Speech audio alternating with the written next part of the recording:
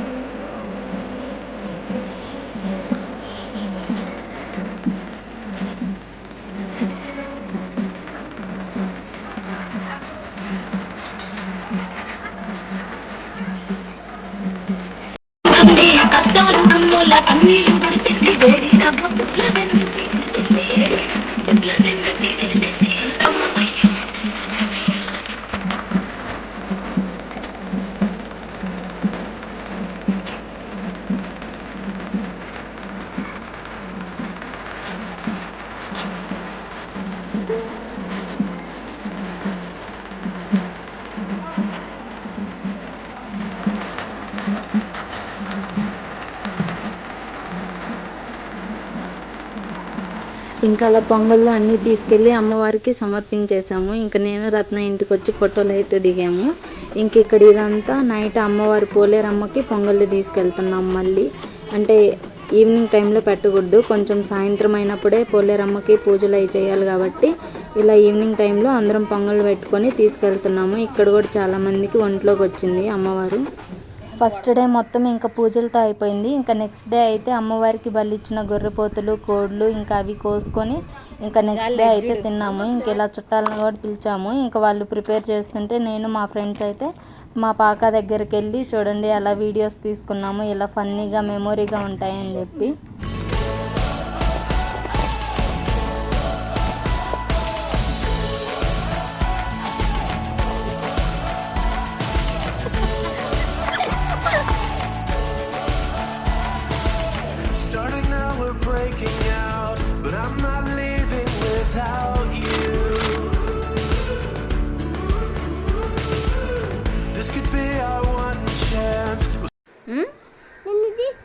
నాకొద్దు. ఇలా మా ఊరు కొలుపులు అయితే మళ్ళీ చేసుకున్నాము. వీడియో నచ్చితే సబ్స్క్రైబ్ చేసుకోండి.